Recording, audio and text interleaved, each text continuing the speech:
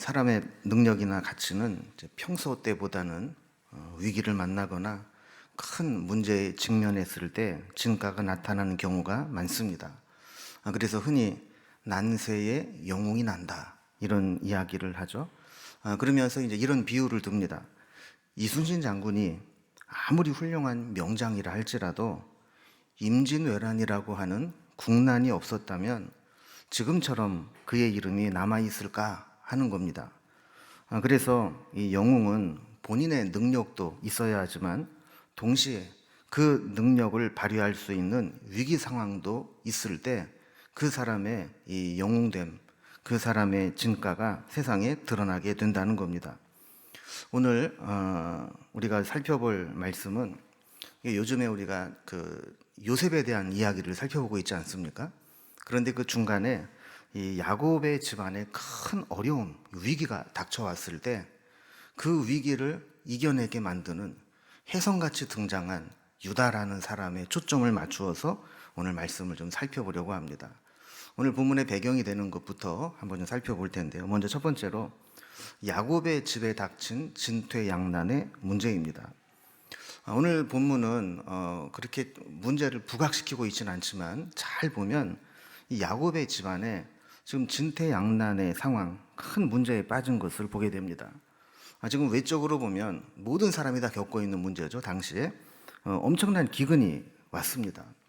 겨우 애굽에 내려가서 양식을 구해오긴 했지만 앞으로 계속되는 7년 동안 계속되는 이 흉년을 그 양식으로 버틸 수는 없었습니다. 7년은커녕 1년도 못 버티고 양식이 다 떨어지고 말았습니다. 이 상황을 1절, 2절에서 이렇게 설명합니다. 그 땅에 기근이 심하고 그들이 애굽에서 가져온 곡식을 다 먹음에 그 아버지가 그들에게 이르되 다시 가서 우리를 위하여 양식을 조금 사오라 그랬습니다. 여러분, 이 구절만 보면 이 문제가 그렇게 심각해 보이지 않아요. 왜냐하면 기근은 심한 상태고 애굽에는 양식이 있고 지난번처럼 다시 애굽에 내려가서 양식을 사오면 문제는 해결될 것 같아요. 그런데 내부에 이 복잡하게 깔려있는 문제들을 보면 쉽게 애굽에 내려가서 양식을 사올 수 있는 형편이 아니라는 겁니다. 우리 지난 시간 말씀과 한번 연계를 시켜보면요, 지금 애굽에는 누가 머무르고 있죠? 시므온이라고 하는 아들이 인질로 잡혀 있단 말이에요. 애굽의 총리는 처음에 그들이 양식을 구하러 갔을 때 야곱의 아들들을 자기 형제들인 것을 알아보고 정탐꾼이라고 막 몰아붙였어요. 그리고 너희들이 만약 정탐꾼이 아니다라는 것을 증명하려면 너희 집에 있는 가나안 땅에 있는 막내 아우를 데리고 와라. 그렇지 않으면 너희들은 필경 정탐꾼이다. 이렇게 몰아붙이면서 그 아들을 데리고 오지 않는 한 너희는 정탐꾼임에 틀림이 없다. 그리고 인질로 시므온을 잡아둔 것이죠. 그러면 가만히 생각해 보면 막내 아들을 데리고 오는 것하고 정탐꾼이 아니라는 것을 증명하는 것하고 무슨 상관이 없는 것처럼 보여요. 그런데 어쨌든 이 당시 애굽의 총리라고 하는 그 위험 앞에 그는 바짝 쫄아서 그런 것은 생각해 볼 겨를도 없이 그냥 시므온을 인질로 남겨두고 양식을 가지고 고향으로 돌아왔던 겁니다. 자, 그러면서도 누구 하나 쉽게 그 시므온을 데리러 애굽으로 가자라는 말을 못하고 있었습니다. 지금 상황이 이런 상황이죠. 기근은 계속되고 만약에 애굽에 내려가지 않으면 시므온은 꼼짝없이 거기에서 죽을 수도 있는 상황입니다. 그러니까 시므온을 데리고 오려면 누구를 데리고 가야 돼요? 베냐민을 데리고 가야 돼요. 그런데 문제는 아버지 야곱이 그 베냐민을 내주겠느냐 하는 거예요. 그러니까 지금 이러지도 못하고 저러지도 못하는 거죠. 기근은 계속 닥쳐서 먹을 것은 없어졌죠. 애굽에 내려가야 시므온도 구하고 양식도 구할 수 있는데 애굽에 내려가서 양식을 구해오려면 베냐민을 데리고 가야 되죠. 그런데 아버지 야곱은 죽었다 깨나도 베냐민은 안 내줄 거죠. 그럼 이거는 방법이 없는 겁니다. 자, 이런 상황 가운데에서 양식이 다 떨어질 때까지 형제들 간에 누구도 우리 저 시므온이 인질로 잡혀 있는데 시므온을 데리러 가야 될 게 아니냐 이런 말을 하는 사람이 하나도 없었어요. 어떻게 보면 이 불편한 진실 때문에 모두가 다 그냥 침묵하고 암묵적으로 그냥 말을 안 하고 버티고 있는 상황이었습니다. 그러다가 양식이 다 떨어지니까 이제는 살 길이 막막한 거예요. 다시 애굽에 양식을 사러 가지 않으면 살아남을 수 없는 그런 상황이 돼버린 거죠. 그러자 이 야곱은 아들들을 다시 채근해서 양식을 더 사오라고 지금 명령을 내리고 있는 겁니다. 여러분, 이런 상황 가운데 우리가 어떻게 해야 될까요? 오늘 크게 두 번째로 살펴볼 것은 이런 문제 상황 가운데 난세에 등장하는 영웅과 같이 유다가 등장을 합니다. 오늘 말씀을 보면 그동안 두각을 나타내지 않았던 유다가 등장을 하는데, 사실 이 상황에서 누구도 이 문제를 해결하려고 책임 있게 나서지 않았습니다. 그런데 제일 먼저 이야기를 꺼낸 사람이 바로 유다입니다. 3절 말씀을 보면은요, 유다가 아버지에게 말하여 이르되, 그 사람이 우리에게 엄히 경고하여 이르되, 너희 아우가 너희와 함께 오지 아니하면 너희가 내 얼굴을 보지 못하리라 하였으니. 지금 유다는 이 문제를 해결하기 위해서 아버지에게 지금 현실이 어떻다라는 것을 분명히 인식을 시킵니다. 아버지, 우리가 그냥 가서 양식을 사올 수 있는 게 아닙니다. 양식을 사러 애굽에 내려가려면 막내를 데리고 가야 됩니다. 막내를 데리고 가지 않고 우리가 애굽에 내려가면 우리는 죽은 목숨입니다. 어떻게 하겠습니까? 하는 거죠. 그러면서 4절과 5절에 보면 이제 문제 해결책을 이야기합니다.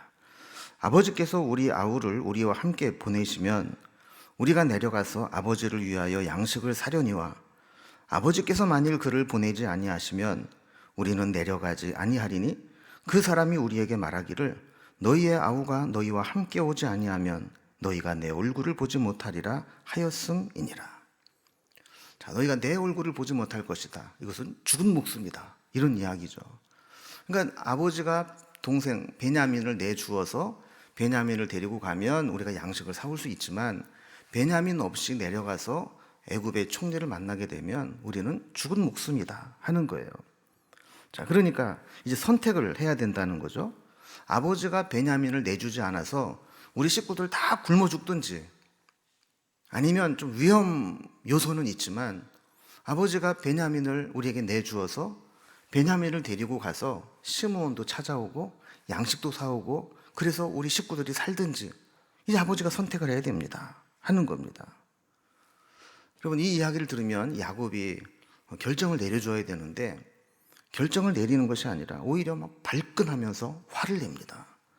이 자식들에 대한 그동안 쌓여있던 이 원망이 막 터져 나오는 거예요. 자, 6절에 보면 이스라엘이 이르되 너희가 어찌하여 너희에게 또 다른 아우가 있다고 그 사람에게 말하여 나를 괴롭게 하느냐 그랬어요. 여기서 이스라엘은 누구를 가리키는 겁니까? 야곱을 가리키는 거죠. 그러니까 야곱이 아들들에게 말했다는 거예요. 너희가 어찌하여 너희에게 또 다른 아우가 있다고 그 사람에게 말해서 이렇게 상황을 곤란하게 만들고 내 마음을 괴롭게 하느냐 하는 거예요. 여러분, 요즘에 이제 하는 말 중에 그 TMI라는 말을 씁니다. 이 TMI가 뭐냐면 Too Much Information 이라는 뜻이에요. 굳이 알 필요 없는 불필요한 정보를 지나치게 많이 얘기하는 사람, 그런 행위를 TMI, Too Much Information 이라고 얘기를 해요. 여러분, 굳이 몰라도 된 얘기를 막 떠버리게 되면요, 듣는 사람들은 어떤 생각을 하게 되냐면 내가 저걸 왜 알아야 되는데, 내가 저걸 왜 들어야 되는데 왜 나한테 저런 얘기를 해, 이런 이제 짜증이 나요. 그리고 누군가에 대해서 막 얘기를 하게 되면 그 당사자는 감추고 싶은 사생활이 노출이 되면서 쓸데없는 구설수에 오르는 게 돼요. 이 TMI는 어디 가든지 문제를 일으키게 되어 있습니다. 그래서 침묵은 금보다 더 난데, 이게 자꾸 말을 하다 보면 뭔가 실수를 하게 되고 문제가 나타나게 된다라는 것이죠. 지금 야곱의 말이 그런 겁니다. 아들들에게 니들 TMI 아니냐, 굳이 막내 아들이 있다는 얘기를 안 해도 되는데 왜 막내 아들이 있다고 해서 애굽의 총리가 막내 아들을 데리고 와야만 너희들이 정탐꾼이 아니다라고 말하게 만들었느냐 하는 거예요. 자, 그러자 이제 야곱의 아들들이 이구동성으로 여기에 대한 항변을 합니다. 7절 이하에 보면 이렇게 되어 있습니다. 그들이 이르되 그 사람이 우리와 우리의 친족에 대하여 자세히 질문하여 이르기를 너희 아버지가 아직 살아계시느냐 너희에게 아우가 있느냐 하기로 그 묻는 말에 따라 그에게 대답한 것이니 그가 너희의 아우를 데리고 내려오라 할 줄을 우리가 어찌 알았으리이까. 여러분, 이 자식들의 입장에서는 그런 거죠. 우린들 그렇게 될 줄 알았나요, 일이. 요셉 아직 요셉인 걸 모르죠. 애굽의 총리가 워낙 그 위험 있게 막 그 질문을 하는데 거기에 막 그 대답을 하다 보니까 총리가 너희 아버지가 살아계시냐 그래서 계시다고, 또 다른 아우가 있느냐 해서 한 명 더 있는데 아버지랑 같이 있다고 그냥 말한 것 뿐인데 그 총리가 그럼 막내 아들 데리고 오라고 할 줄을 누가 알았느냐는 거예요. 여러분, 근데 42장 13절에 보면 요셉이 그 형제들에게 그렇게 묻지 않았어요. 아버지가 살아계시는지 아들이 또 있는지 뭐 이렇게 자세히 묻지 않았어요. 그냥 자기네들이 얼떨결에 우리 정탐꾼이 아닙니다. 우리는 그냥 평범한 그런 가정의 가문의 형제들입니다. 그래서 우리 아버지는 아직 그 가나안 땅에 계시고요. 거기에 아버지가 아끼는 막내 아들이 있는데 그냥 그 아버지와 아들 빼놓고 우리 그냥 열 형제입니다. 그냥 그 얘기를 자기도 모르게 그냥 해버리고 만 거예요. 여러분, 이 모습을 보면 우리도 막 다급한 상황이 되고 우리가 뭔가 이 코너에 몰리게 되면 100% 진실하기가 얼마나 어려운가라는 것을 보게 되죠. 이 사소한 거짓말이지만 이 요셉의 형제들은 아버지의 그 다그침 속에서 실제로 그렇게 요셉이 묻지도 않았던 말들을 요셉이 그렇게 구체적으로 물어도 대답한 것 뿐이다, 이렇게 이야기하는 것을 보게 됩니다. 여러분, 사람의 본성이 그렇습니다.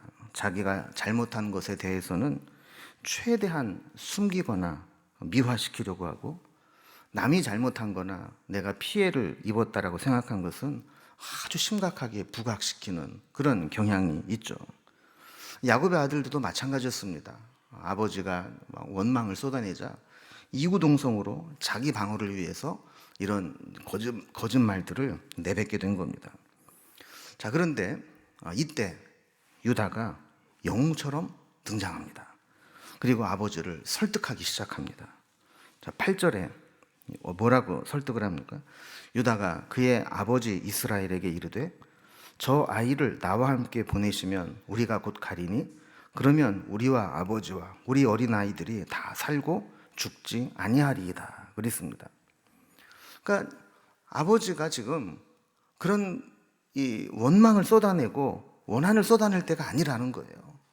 지금 아버지가 빨리 결단을 좀 내려서 베냐민을 좀 내보내 주어서 같이 가서 양식을 구해오는 것, 이 길이 우리 모든 식구들이 죽지 않고 살아남을 수 있는 유일한 길이라는 거죠. 이렇게 가만히 있어서 시간만 보낸다고 해결될 문제가 아니라는 겁니다. 여러분, 이 세상에는요, 그냥 적당히 넘어가면서 시간만 지나면 저절로 아물어지고 해결되는 문제들도 있습니다. 그래서 어떤 문제는요, 괜히 긁어부스럼 만들고 건드려서 문제를 확전시키는 것이 아니라 그냥 알아도 모르는 척하고 그냥 얘기하지 않고 시간이 지나면 저절로 봉합되고 해결되는 문제들이 있어요. 그럼 대개 어떤 거냐면 막 감정이 막 격동하는 일들이 있잖아요. 막 화가 나고 막 감정이 막 격동하게 될 때는 그냥 가만히 있는 게 주의 일하는 거예요. 그럴 때 뭔가 말을 쏟아내고 어떤 일들을 새롭게 결정을 하고 안 하던 짓을 막 하게 되고, 이렇게 되면 결국에는 그것 때문에 반드시 문제가 생기게 됩니다. 여러분, 감정이 격동되면 이성보다 감정이 앞서게 되죠. 여러분, 우리는 사실 하나님의 말씀으로 인도함을 받고 말씀의 지배를 받아야 되는데, 이 감정이 격동을 하게 되면 말씀의 지배는 고사하고 정상적인 상황 판단이나 이성의 지배도 못 받게 돼요. 이럴 때에는 뭔가를 자꾸 하려고 하는 게 아니라 기도하면서 조용히 하나님 앞에 엎드리는 겁니다. 그러면 시간이 지나면 해결이 돼요. 그런데 그냥 그렇게 가만히 시간만 보낸다고 해결되지 않을 때가 있어요. 그게 뭐냐면 구조적인 문제가 있을 때, 시스템적인 문제가 있을 때, 이럴 때는 잘못된 구조를 바꾸고 시스템을 만들어야 이 문제가 반복되지 않지, 이것을 그냥 내버려 두고 그냥 위로만 해준다고 해서 문제가 해결되는 것은 아니라는 거예요. 겨우 마음을 추스리고 위로를 해서 이겨내게 했지만 다시 그 상황 속에 들어가면 그 힘든 구조 속에 돌아가다가 또 상처를 입게 되고, 이렇게 될 때에는 그냥 시간만 보낸다고 문제가 해결될 게 아니라는 거죠. 또 어떤 경우에는 우리가 양자 선택을 해야 될 때가 있어요. 우리는 두 손에 모든 것을 다 쥐고 다 얻으려고 하지만 때로는 하나를 놓아야만 될 때가 있다라는 거죠. 자, 그럴 때에는 이것을 놓지 못하고 두 개를 다 붙잡고 있다가 두 개를 다 망쳐버리는 경우가 있다라는 거예요. 그러니까 이런 경우에도 가만히 두 개를 붙잡고 시간만 버틴다고 해서 두 개가 다 내게 되는 게 아니라 때로는 하나를 놔야 되고 하나를 포기하고 희생해야 될 때가 있다라는 거죠. 여러분, 지금 이 야곱에게 있어서 이 문제, 야곱 집안에 있는 이 문제는 그냥 시간이 지나면 저절로 해결될 문제가 아닙니다. 기근은 계속 될 것이고 하늘에서 만나가 내리지 않는 한 먹을 것이 다 떨어져서 굶어 죽게 될 거예요. 그리고 뭔가 결단을 내리고 애굽에 내려가서 양식을 사오지 않는다면 결국에는 그 집안 전체가 다 굶어 죽게 될 거라는 거예요. 그렇다면 야곱이 목숨처럼 붙잡고 있는 이 베냐민을 놓는 작업이 필요하다라는 거죠. 베냐민을 포기하고 우리가 같이 살자, 얘를 데리고 가서 보여주고 양식을 사와라, 이렇게 구체적으로 행동을 하지 않으면 살 수 없는 그런 문제라는 겁니다. 그래서 9절에 보면 유다가 야곱에게 이렇게 이야기를 합니다. 내가 그를 위하여 담보가 되오리니 아버지께서 내 손에서 그를 찾으소서. 내가 만일 그를 아버지께 데려다가 아버지 앞에 두지 아니하면 내가 영원히 죄를 지으리이다 그랬어요. 여러분, 여기에서 제일 중요한 말이 뭐냐면 내가 그를 위하여 담보가 되오리니 라는 말이에요.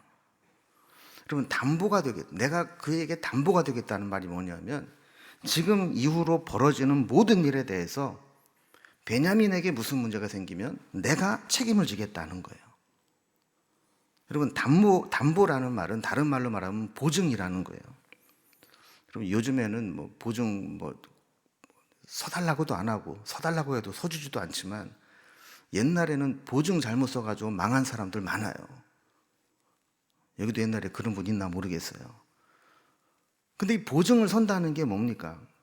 보증을 선다는 이야기는 당사자가 돈을 갚지 못할 경우에 보증을 선 사람이 모든 채무, 그 경제적인 책임을 다 지겠다는 거 아니에요? 그 보증을 서겠다는 얘기는 저 사람 대신에 내가 망할 수도 있고 저 사람 때문에 내가 모든 것을 잃어버릴 수도 있다는 것이 보증이에요. 그러니까 지금 유다가 아버지에게 베냐민에 대해서 내가 담보가 되겠다라고 하는 것은 이 베냐민을 위해서는 내 생명을 걸겠습니다 라는 이야기입니다. 아버지가 그렇게 애지중지 여기는 베냐민을 내줘야, 그를 데리고 가야 애굽에서 양식을 사오고 온 집안 식구가 살 수 있는데, 만약에 애굽에 내려갔다가 오는 사이에 어떤 위험한 일이 생기게 된다면 베냐민의 목숨에 자신이 보증을 서겠다는 거예요. 그래서 베냐민이 죽을 위험에 처하면 자기가 대신 죽을 것이고, 만약에 베냐민이 시므온처럼 거기에 갇혀야 된다면 자기가 대신 잡혀 있을 것이고, 절대로 베냐민을 내버려두고 자기 혼자 살아서 돌아오지 않겠다라는 라는 약조를 하는 겁니다. 여러분, 사실 이와 비슷한 말을 르우벤도 했었어요. 창세기 42장 37절에 보면 르우벤이 그의 아버지에게 말하여 이르되 내가 그를 아버지께로 데리고 오지 아니하거든 내 두 아들을 죽이소서 그를 내 손에 맡기소서 내가 그를 아버지께로 데리고 돌아오리이다 그랬어요. 근데 이때는 야곱이 들은 척도 안 했어요. 그런데 유다가 이야기할 때는 야곱이 마음이 동해서 베냐민을 데려가라 그래요. 그럼 비슷한 말인데 왜 이런 차이가 났을까요? 그럼 르우벤도 자기가 보증하겠다는 거예요. 그러면서 내가 만약에 책임을 지지 못한다면 내 아들을 죽이라는 거예요. 야곱에게는 손자가 되는 거죠. 손자 두고 갈 테니까 내가 만약에 베냐민을 책임지지 못하면 손자 죽이세요. 이건 반 협박도 아니고 이게 여러분 자기 아버지한테 손자 죽이라는 게 말이 돼요? 그러니까 아마 야곱은 그 이야기를 들으면서 문구가 중요한 게 아니라 거기에서 진정성을 받던 것 같아요. 르우벤은 어쨌든 책임을 면하기 위해서 그렇게 내뱉는 말이라고 본 것 같고 유다는 정말 진정성이 있구나 이거를 느꼈던 것 같아요. 그래서 자기 목숨을 담보로 여기면서 내가 아버지의 그 애지중지하는 아들 내가 반드시 책임지겠습니다 이런 이야기를 했을 때 야곱의 마음이 바뀌게 된 거죠. 자, 그러면서 10절에 보면 이제 결단을 촉구합니다. 뭐라고 그럽니까? 우리가 지체하지 아니하였더라면 벌써 2번 갔다 왔으리이다. 뭐 진짜 2번 갔다 올 정도로 그렇게 논쟁을 하고 있었는지는 모르지만 지금 그 정도로 우리가 지금 다급한 상황이고 마음만 먹었다면 결단만 빨리 했다면 우리가 더 굶지 않아도 될 상황이다라는 이야기를 한 거죠. 마지막 크게 세 번째로 살펴볼 것은 이제 이러한 상황 가운데 결단하는 야곱입니다. 유다의 이런 이야기를 들은 야곱이 드디어 결단을 내립니다.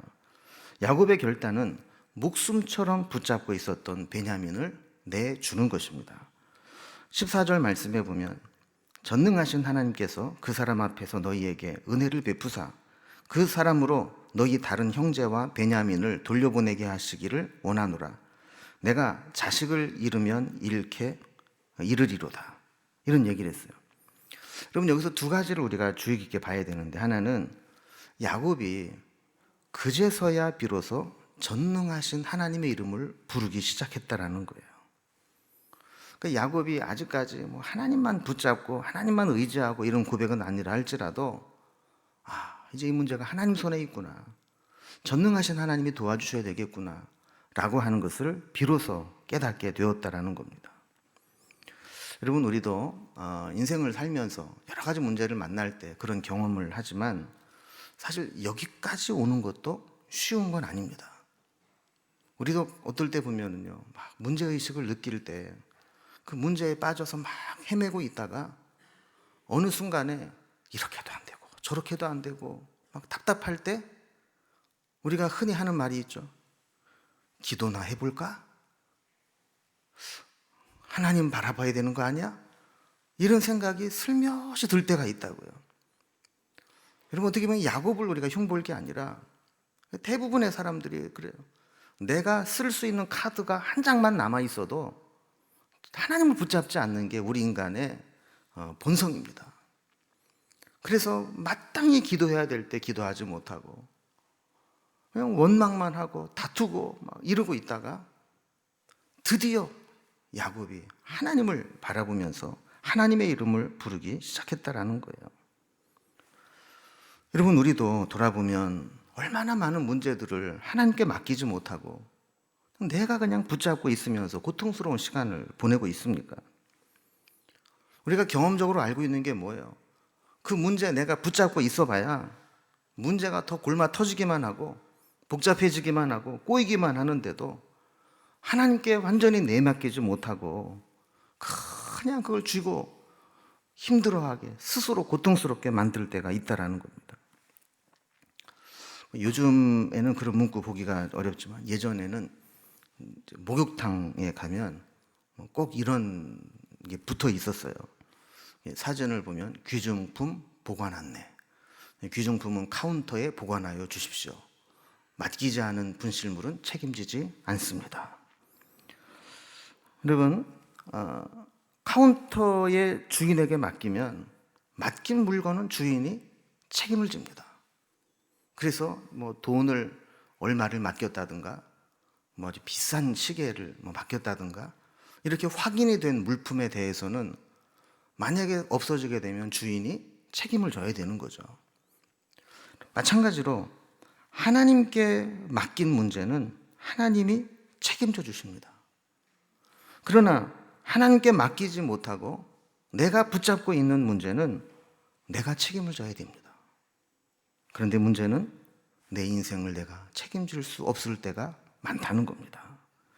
책임은커녕 문제를 더 복잡하게 만들고 문제를 더 크게 만들기 일쑤라는 것이죠.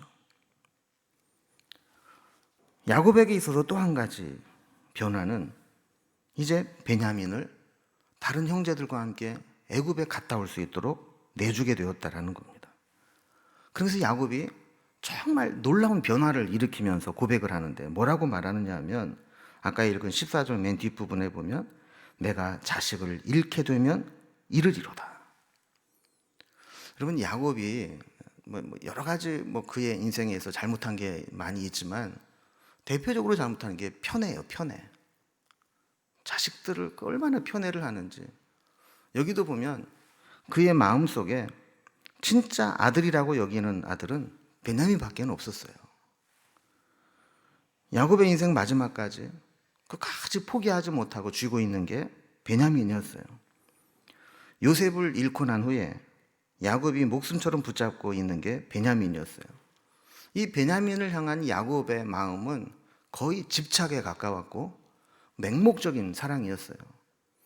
눈에 보여야 되고 베냐민이 안 보이면 불안해서 견딜 수 없는 중독된 그런 사랑이었죠.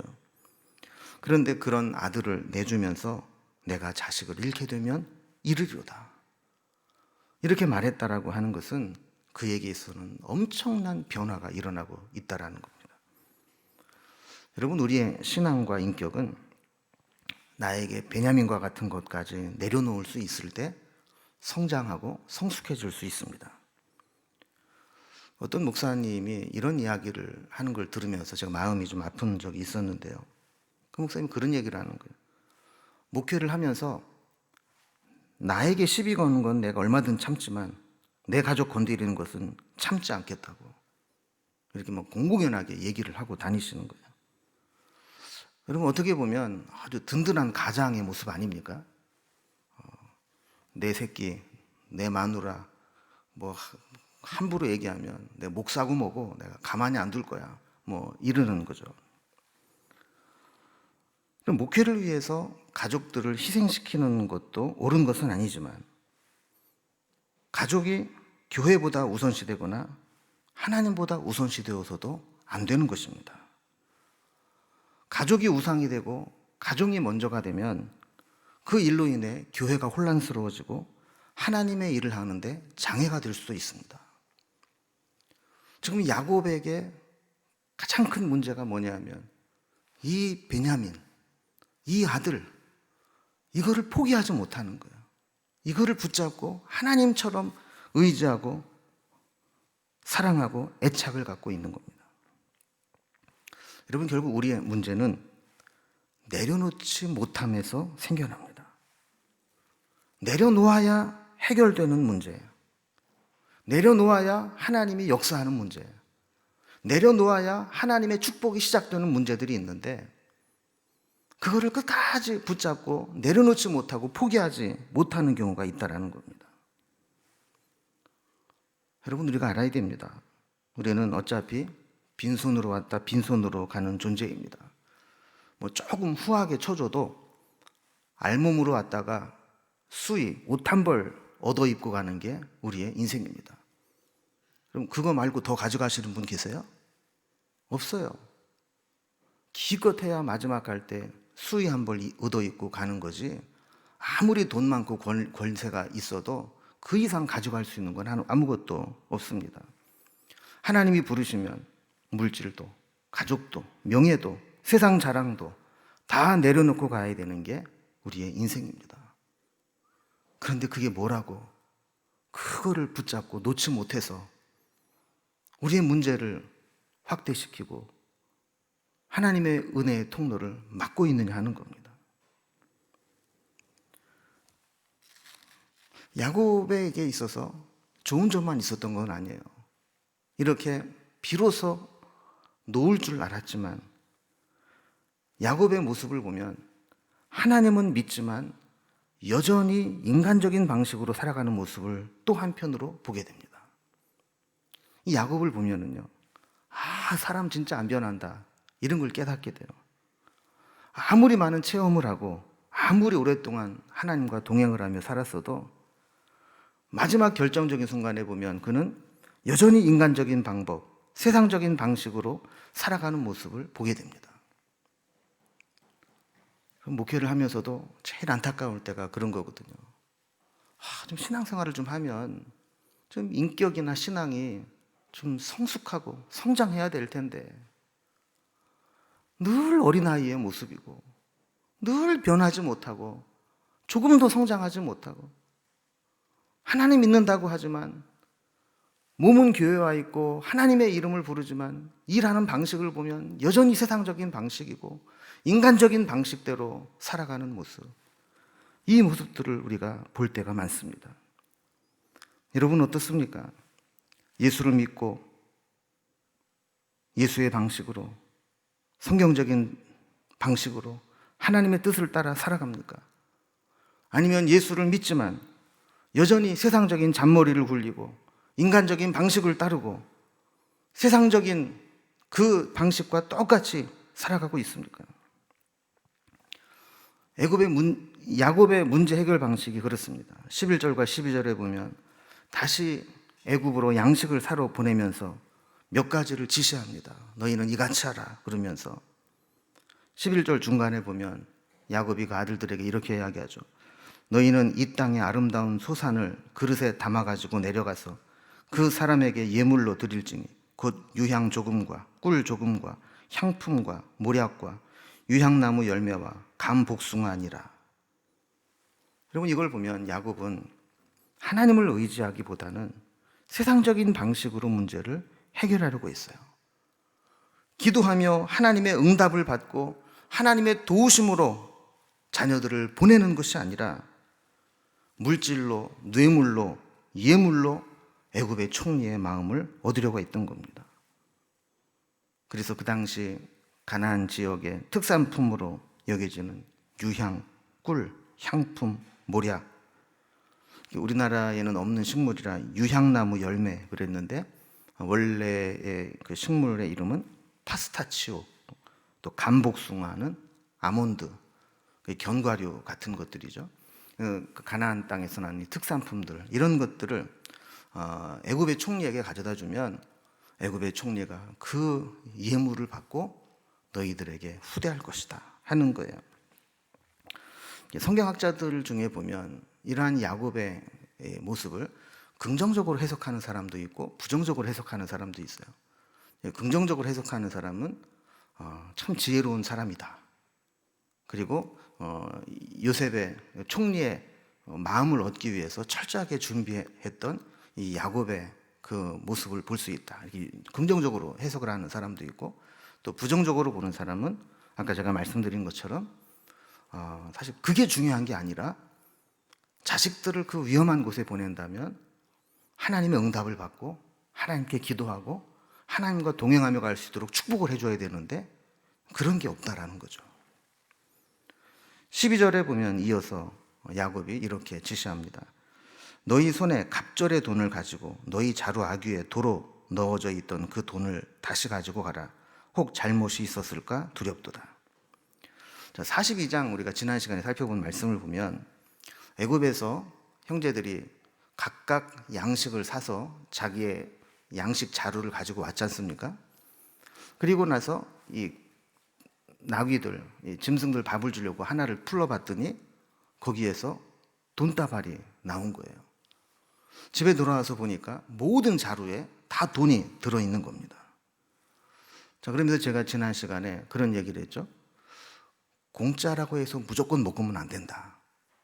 공짜는 먹어도 되는 공짜가 있고, 먹으면 반드시 먹은 만큼 토해내야 되는 공짜가 있고, 공짜는 주약처럼 먹으면 죽는 공짜도 있다. 이 애굽에서 양식을 사왔는데 거기에 자기가 양식 값으로 지불했던 돈이 그대로 들어있다 그러면 이 공짜는 어떤 공짜라는 거예요. 돈을 그냥 넣어줄 일은 없잖아요. 이거는 필경 자기를 정탐꾼으로 몰고 왔던 그 총리가 도둑으로 몰아서 우리를 더 큰 위험에 빠뜨릴 수 있는 그런 상황이라는 거죠. 그러니까 야곱은 그것을 보면서 돈을 2배로 넣어주는 겁니다. 그러면서 이건 필경 너희에게 그런 모함을 할 수도 있는 상황이니까 너희들이 그렇지 않다라는 것을 보여주기 위해서 자수를 하고 이 돈이 있었는데 우리가 2배를 가지고 왔습니다. 이렇게 하라는 겁니다.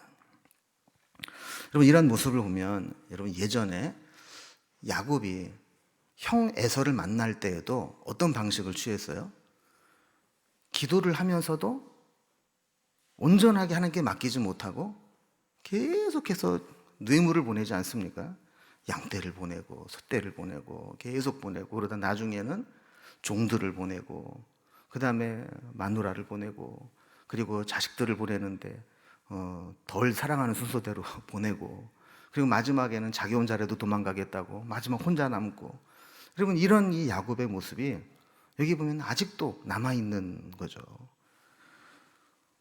그런데 오늘 이제 말씀을 이제 마무리하면서 유다에 대해서 한번 다시 정리를 해보면요. 여러분, 유다는 우리가 지금 창세기를 공부해 본 그 내용들을 보면 결코 그의 과거가 아름답지 못합니다. 창세기에서 우리가 살펴본 유다, 신앙적으로나 인간적으로 실패한 인생이었습니다. 37장에서 요셉을 팔 때 요셉을 이스마엘 상인들에게 팔자고 제일 먼저 제안한 사람이 유다였습니다. 비록 그 일로 인해서 요셉을 죽이지 않고 살렸다라고 위안을 삼을 수는 있겠지만, 어쨌든 그 어린 동생을 애굽으로 팔아넘기는 선봉장에 섰던 게 유다입니다. 그리고 38장에 가면 신앙의 공동체를 떠나버립니다. 그 형제들을 떠나서 이방 여인 가나안 사람과 결혼을 하면서 하나님으로부터 멀어지죠. 그 신앙의 깊은 슬럼프에 빠진 겁니다. 그러다가 아들을 셋을 낳는데 2 아들이 먼저 죽어버리고 맙니다. 그리고 원래대로 한다면 형사 취수제를 통해서 막내 아들을 줘야 되는데, 이 며느리에게 막내 아들을까지 죽을까봐 친정으로 보내놓고는 부당하게 대우를 하게 됩니다. 그리고 양떼를 치러 그 며느리의 친정인 데를 갔다가 일이 잘못되죠. 그래서 며느리를 창녀로 알고 관계를 맺어서 며느리를 통해 자식을 낳습니다. 베레스와 세라라고 하는. 여러분, 이런 유다의 모습을 보면 여기서 뭐 선한 게 나올 수 있겠어요?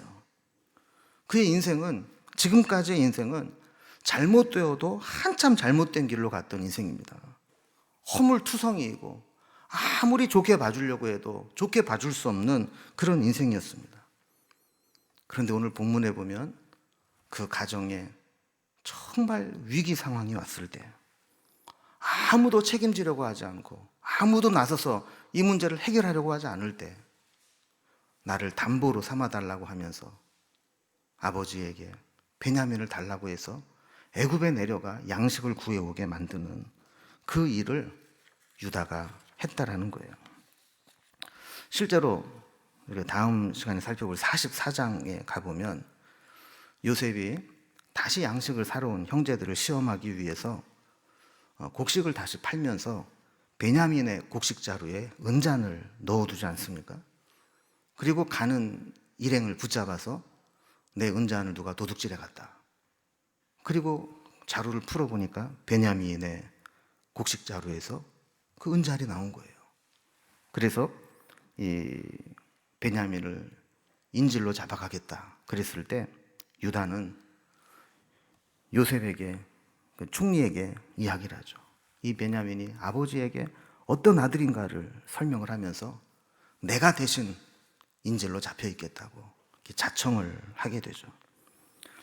결국 이 일로 인해서 요셉은 이 형들이 이제 우리 그 어머니 라헬의 같은 아들인 나와 이 베냐민에 대해서 원한 같은 게 없고 정말 다시 화해하고 회복할 수 있는 준비가 되어 있구나, 이 마음의 결심을 하고 그 형들 앞에서 막 통곡을 하면서 자신의 실체를 밝히고 내가 이렇게 한 것은 앞으로도 6년이라는 흉년이 더 남아있는데 이때를 위해서 하나님이 나를 보내셨고 이제 아버지를 모시고 와서 여기 살겠다라는 계획들을 이야기하게 되죠.